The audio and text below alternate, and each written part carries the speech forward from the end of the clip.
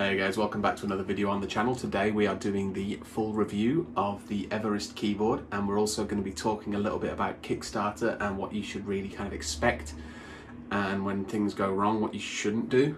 A little bit of a rant, so something a little bit different, but stick with me and let's check it out. Alright guys, we're going to jump straight into the pros and cons of the Everest keyboard, but before we do that I just want to ask you guys if you could like and subscribe. It would really help me out, help out the channel, and let's just get straight into it. So the pros are literally every reason you would buy this keyboard over a different manufacturer, a more well-known, a more well-established manufacturer. So obviously it's the removable numpad, it's the media dock, everything that makes this keyboard different, and a reason why you would buy it over someone else is a pro. So let's get into it. So the build quality and materials. Build quality is fantastic. It's a super solid keyboard, absolutely no issues with that. It's an aluminium top deck with some plastic, with a plastic bottom plate, which has all of those USB cable grooves that you might have seen, and I'll put some B-roll in throughout this whole video just to show the stuff off that I'm talking about. Its looks, I really do like the looks of the keyboard. I like the fact that you can see the machine milling marks in the top plate, and just the general style with like the strip that goes around the outside, the LED strip, things like that. Functionality wise, again, this goes to the main selling points of this keyboard: the customizable keys on the numpad, the little screens. They're not the best quality screens. I haven't actually ever looked at an Elgato Stream Deck, so I don't know how comparable they are, but they're certainly good enough, and they're a hell of a great feature. I use them every day. I do only have some very basic things macroed to those customizable buttons on the numpad. I've got like the Discord button, which just launches Discord. I've got a YouTube shortcut, which takes me straight to my YouTube studio page. And I've got a few other things on there. I've got Task Manager on there, and I believe the other one is, let me check, is Facebook. Just because of my YouTube page, Facebook, I just have a shortcut for that as well. Okay, so very simple use cases, just launching my browser and going straight to a web page, or launching Discord or Task Manager. But they're super handy. It's great that they're just there. You don't have to do anything else.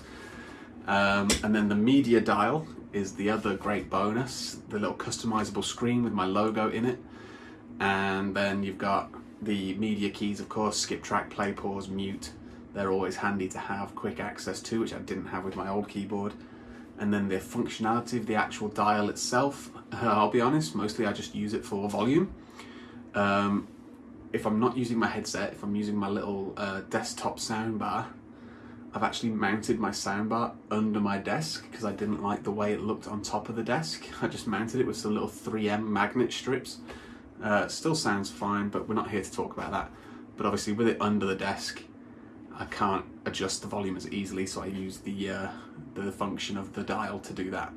And I also use it to look at some hardware monitoring things when I'm playing games, you know, my GPU usage, CPU usage. I even use it to check out CPU and RAM usage when I'm rendering videos, just to see how the computer's doing.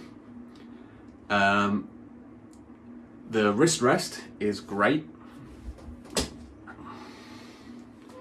It's not the most plush wrist rest I've ever used. My old one on my Razer Black Widow V2 was actually a lot more plush and plump, but I have literally zero complaints about this one. It's kind of perfect for me. Again, this is all my opinion. You might use it and hate it. Don't really see how you could. It's only a wrist rest, but it's literally the perfect amount of plush without it being uncomfortable or too spongy, too much give. So I love that. I also love, I don't think I pointed this out in my unboxing video, how the cable management channels run along the wrist rest as well as the keyboard, so it all matches up, so you haven't got to worry about anything like that. The changeable key switches and keycaps as well. Obviously that's a big selling point for a lot of people, real keyboard hobbyists, which, trust me, they exist. They are switching out their key switches, they're switching out their keycaps all the time, trying to find their perfect switch, their perfect cap, and it's great that you can do that with this one as well as the numpad. It's all the same. So that's a great option for those of you out there who might want to dabble in that. The software is good. I've had no issues with the software. I've heard it's still a little bit buggy, still struggling a little bit in places. I haven't had any issues in the limited time and the limited uses I've had with it. But what I also love about it is that you don't need to keep it running in the background on your PC to keep all of the same functionality running. You don't need it running to keep your custom picture on the dial. You don't need it running to keep your custom buttons on the numpad. You don't need it running to keep your custom RGB settings. It just works. Whereas with the Razer software, with the Razer Synapse, if you don't have your Razer Synapse software running, it will just cycle through all of the colors when you might only want one. Like me, I always kept it to red, and that's the only thing I use the Synapse software for. But if I wanted to close it, because maybe my PC was struggling at some point and I wanted to free up some resources, if I closed the Synapse software, the keyboard would just start cycling through random colors, and it's like, it's not the end of the world, but it's not what I want the keyboard for. I want it to show red. And of course, something that you hopefully got a good gist of in the unboxing video is the unboxing experience itself. The packaging was great, fantastic quality. It was great that you had the little drawers and it had all its own little box and you could keep it nice, and it was a proper little, it's what you would expect a YouTuber to receive as a piece of, is like a review sample, but not for the actual consumer to get, but it was. So I thought that was great. All right, so the cons for this one, not that many, but it might bother quite a lot of you, maybe. The RGB is not very bright. Again, I'll get some B-roll in here with all of my lights off so you can get a true idea of how bright these are. But they're really not that bright. I've got a window right in front of my desk here, so if I'm getting some good sunlight in, which obviously I want because sunlight's good, you're not going to be able to see the RGB on the keyboard. Maybe it's just because I've got it set to red. It might show up better if it was white, but there you go. It's not very bright. It does also have an edge strip of RGB around the edge of the keyboard, which you would kind of hope would cast a glow onto your desktop. It doesn't. It barely shows through the actual sandwich of metal that it's sat in. So the RGB is a bit of a downer, but if you're someone that prides themselves on a unicorn vomit computer, then this keyboard's not for you. And of course, the biggest one, which you would have seen in my unboxing video and first impressions, was the bent pins on the key switches. Now, the keyboard and the switches in question have worked absolutely fine since I bent them into place and put the switch back. But like I said in that video, if you're a novice or if you're someone with unusually high expectations, then you're really not going to appreciate that. And for mounting, if you're watching, which I don't think you should be, you've got plenty on your plate, you need to work harder on your quality control, especially going forward. The reason why I might sound a little bit apologetic or unapologetic to people who have received, in my case, bent pins or something wrong, then we'll get into that in a minute. But actually, you know what? Let's just get into that right now. All right, so you'll have to bear with me a little bit. It's going to be a lot of just me talking and glancing at what I want to mention. But this is basically a bit of a rant about my experience with my first video. And what I've kind of learned about other people's experience with trying to get this keyboard since that video, and kind of people's expectations of Kickstarters and how I feel like they're a little bit unjust in their opinions, so bear with me. So the first thing I want to talk about is that yes, it did take a long time for me to get this keyboard. It took over a year, nearly 13 months basically. But what we really need to bear in mind, guys, is that they did launch their Kickstarter 2 months before a global pandemic. Okay? They launched the Kickstarter 2 months before, and it also ended within a month of it going truly global. So, but right when the Kickstarter ended and they were going to start production, the pandemic hit real hard. Chinese factories were shutting down. Everyone was shutting down. And that was obviously a big old wrench in the gears. And then another thing also to consider is that how this is a brand new keyboard from the ground up. I don't think anyone can really say that there's another keyboard on the market right now that is anything like this, that a manufacturer might be able to copy or pull resources from another factory, or maybe they've already got the tools that are needed to create this keyboard. Obviously, the fundamentals of the keyboard are the same. It's a keyboard. It's got the deck, it's got the PCB. Those things are pretty standard, but everything else is brand new from the ground up, including the PCB, which, for those of you that don't know, it's like the little green circuit board that the keyboard, that is like the brains of the keyboard. You know, putting those USB ports on both sides for the numpad, and then obviously on both sides at the top for the media dock, and obviously all of the electronics that go into making those hot swappable and just working absolutely no problem. Unplug one side, plug it back in the other. You don't have to turn anything off, you don't have to reset anything, it just works. That takes a lot of time, effort, and technology and manufacturing. Like, this keyboard there's nothing like it on the market. It's brand new. There's gonna be setbacks. There were setbacks. It was talked about in the updates that they posted to Kickstarter.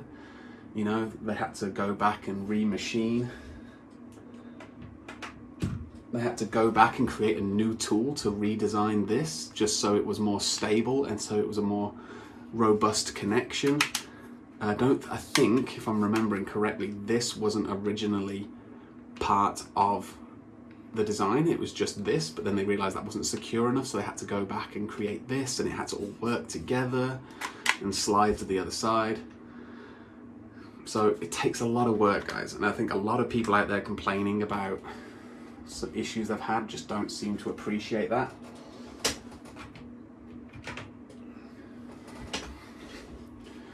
The other thing that really kind of probably took them by surprise is the fact that their original campaign, the goal was only 20,000 euros, but they ended up getting 227,500 euros. So if we can just quickly put that into some perspective, I'm just referring to my notes here.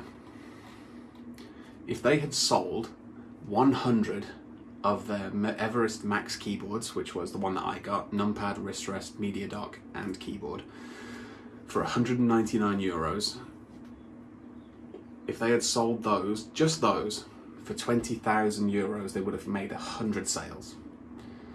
But they ended up actually selling 1,137 keyboards.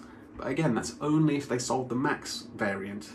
They had so many variants, which just adds so many levels of complication when it comes to manufacturing, when it comes to distribution, when it comes to packaging. They had the Max, they had the bare bones, which is if you just wanted the deck with no switches and no keycaps. They had the core, which was switches, keycaps, and obviously the deck. And then they had the core with a wrist rest.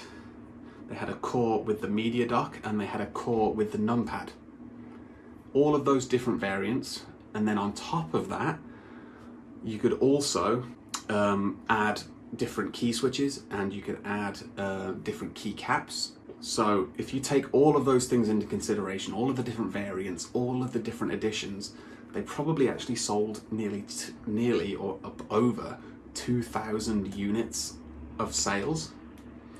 2,000 units worth of stuff, of equipment. So if it was just the Max, they sold 1,137 units. But with all of those different variants, cheaper variants, more expensive variants if you had add-ons, then they sold nearly 2,000 units worth of stuff. And then, like I said, you've got the key switches and the key caps to think about. And for those of you that don't know, the way that Kickstarter works is that once the campaign has ended and Kickstarter released the funds to the company, in this case Mountain then send out a survey for you to complete your order. So let's say you're someone that just ordered the core to begin with, which was, again, just the keyboard, the key switches, and the keycaps. When you fill out your survey, you confirm the color of the keyboard. You had a choice of gray or black. You confirm the key switches. You had a choice of red, blue, and brown, but you could pay extra for speed reds, or silent reds, sorry, and speed silvers. I paid extra for the silent reds. You also had the option to add other things in general. So again, if you just ordered the core, you could have added a numpad, you could have added a media dock, you could have added a wrist rest, you could have basically have started with the core and ended the survey basically ordering a max. So who knows how many units they truly sold once all was said and done and the surveys were back in. Like, it's a hell of a lot of a workload. So if you take all of that in consideration, plus it's a brand new company, it's working with a manufacturer who is building things from the ground up, and it's during a global pandemic, can we really hate them for how long it took? I don't think we can. I think it's very justified how long it took, this is for mine in particular. Another thing that I really want to talk about is people's expectations with Mountain specifically. So obviously this has all been about Mountain, but this is something that I wanted to talk about based on a comment that I received on my previous video. It was basically someone telling somebody else as a reply to a comment not to get this keyboard, not to bother with it, that the company weren't doing very well, they were a bit naff, taking ages distributing orders.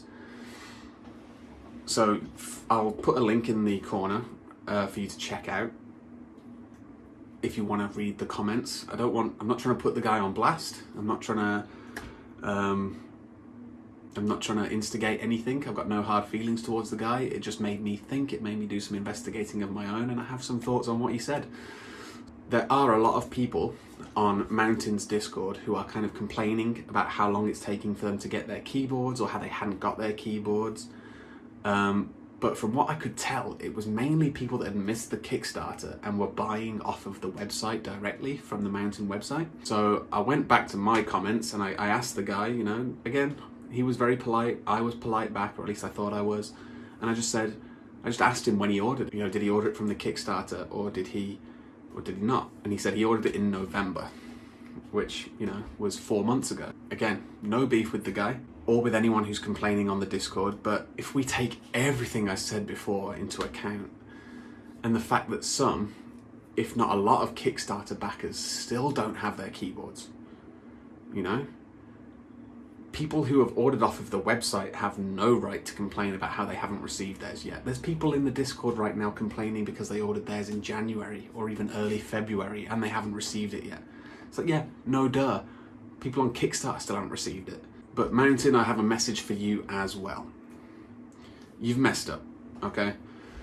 Not because of anything I've said before. You had the audacity to try and sell this thing on your website before you'd even fulfilled everything on Kickstarter. And that's just wrong, in my opinion. So to a certain extent, whilst I don't agree about the person on my comments complaining that they hadn't received their online order yet, I also don't feel sorry for you, because you shouldn't have listed it until you were actually in a position to manufacture and distribute these on volume, at mass. You know, we've already discussed how the volume was probably way higher than you ever thought it would be for the Kickstarter alone, but then opening it up to public orders before you'd even gotten a stock of keyboards, you know, ones on the shelf that you can just pick off and send, you know, that's just wrong.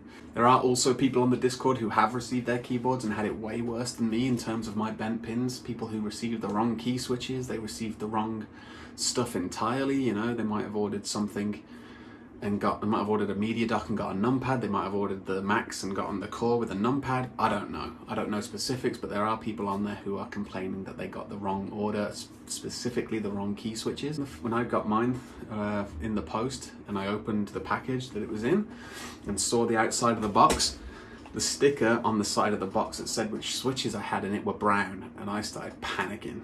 Again, this was before I'd looked on Discord, but I started panicking. I whipped out the key puller, pulled one of the keycaps off, and thankfully they were red.